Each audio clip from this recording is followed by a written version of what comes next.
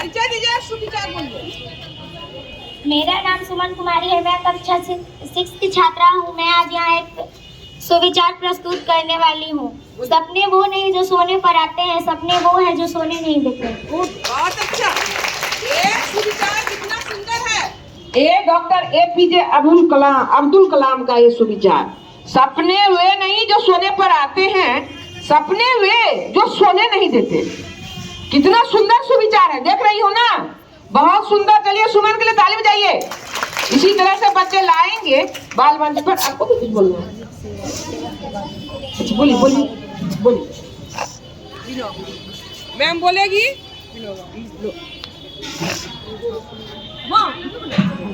Good morning girls. मैंने आप लोगों को एक होमवर्क दिया था कि प्रतिदिन यहाँ पे एक समाज सेवक के बारे में हम लोग चर्चा करेंगे। पर 1-2 दिन, 3 दिन, 4 दिन ये चीज़ें हुई। कुछ समाज सेवकों के बारे में लड़कियों ने कुछ जानकारियाँ इकट्ठी की और यहाँ पे आकर बताया, लेकिन फिर वही हो गया कि अब कोई भी लड़की लेकर नहीं आ रही है। तो मैं आज से फिर से इसकी शुरुआत कर रही हूँ। और आज मैं जो एक प्रमुख समाज सेवक हैं, शायद आपने उनका नाम सुना होगा, श्रीमान विनोबा भावे जी के बारे में कुछ बताने जा रही हूँ। क्या आपने कभी भी विनोबा भावे का नाम सुना है?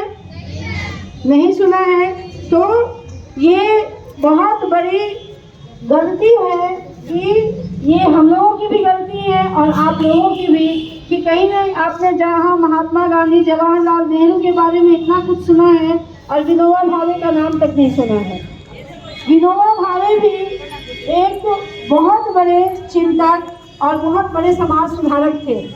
उनकी उपलब्धियां हम लोग उंगलियों पर नहीं गिन सकते हैं। इतने अच्छे उन्होंने काम किए हैं। जितने गांधी जी ने जितने काम किए हैं, उसमें उनका भी बराबरी का योगदान रहा है।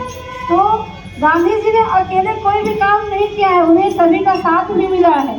तो उन महापुरुषों का नाम भी जानना बहुत जरूरी है। विनोबा भावे का जन्म मैं आप लोगों के लिए छोड़ूंगी प्रश्न के लिए, कि जीके का सवाल रहेगा कि उनका जन्म कहाँ हुआ था, कब हुआ था, श्री विनोबा भावे जी का जन्म कब हुआ था और उनका पूरा नाम क्या था। ये 2 सवाल आप लोगों के जीके का प्रश्न रहेगा। अभी मैं थोड़ा उनके बारे में बताना चाहती हूँ। विनोबा भावे जी की जो ख्याति मिली वो उनके एक महत्वपूर्ण आंदोलन की वजह से मिली, भूदान आंदोलन। भूदान आंदोलन, भूदान का मतलब क्या होता है? भू मतलब होती है जमीन, और जमीन का स्वेच्छा से दान करना। हमारे देश में एक ऐसी स्थिति थी जब कुछ लोगों के पास बहुत सारी ज़मीनें हुआ करती थी, बहुत बड़ी बड़ी ज़मीनें हुआ करती थी, और ऐसे लोग बहुत कम थे। उनके पास बहुत ज़्यादा ज़मीन थी और उनके पास रख रखाव की भी दिक्कतें हुआ करती थी, और ज़्यादा लोग ऐसे थे जिनके पास ज़मीन के नाम पे कुछ एक टुकड़ा भी नहीं था। ऐसे में विनोबा भावे जी ने भूदान आंदोलन चलाया, जिसमें उन्होंने लोगों को प्रेरित किया कि वो लोग स्वेच्छा से, अपने इच्छा से ज़मीन का दान करें, ताकि उन ज़मीनों को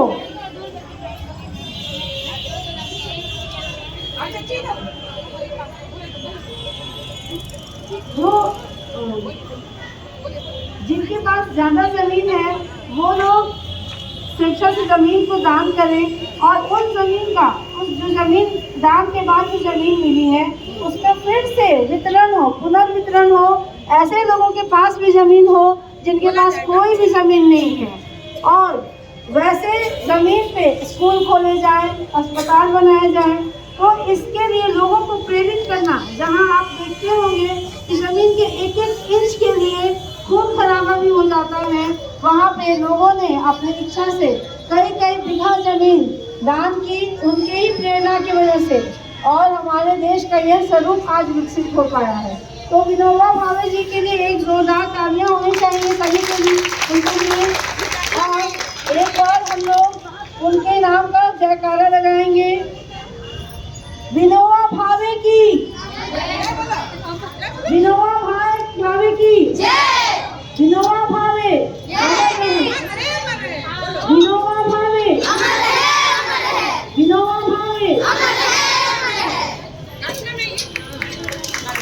देखिए विनोद भावे जब घर घर जाते थे तो गाते थे, मुझे दे दो धरती दान सतगुरु हो दाता जी।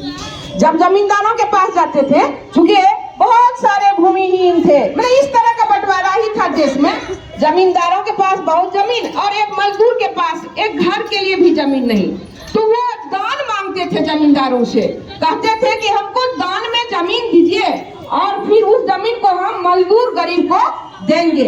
समझ रहे हैं ना कितना बड़ा काम हुआ है आजादी के बाद, बहुत बड़ा। और पूरे देश में घूमे हैं, पैदल मार्च किए हैं, गांव गांव पैदल मार्च किए हैं विनोबा जी। पूरे देश में घूम घूम के गरीबों के लिए वो जमीन मांगते थे जमींदारों से, और जमींदार क्या करते थे, विनोबा जी के झोली में क्या देते थे, जमीन देते थे। क्या देते थे, बोलते थे हमको सिर्फ जमीन चाहिए और कुछ नहीं। वहां से जमीन लेके उसी गांव के गरीब मजदूर को वो दे देते थे। समझ रहे हो ना, तो कितना बड़ा काम किया, कितने बड़े समाज सेवी थे। तो मेरे से मुझे दे दो धरती दान सतगुरु हो दाता जी, दान सतगुरु हो दाता जी। विनोबा भावे इस तरह से गाते थे, भिक्षाटन में जमीन मांगते थे और फिर गरीबों और मजदूरों को दे देते थे। ठीक है, बहुत बहुत धन्यवाद, बहुत बहुत धन्यवाद मैम, बहुत अच्छा लाए थे, बहुत बहुत धन्यवाद। चलिए आपको कुछ बोलना है? बोलेंगे।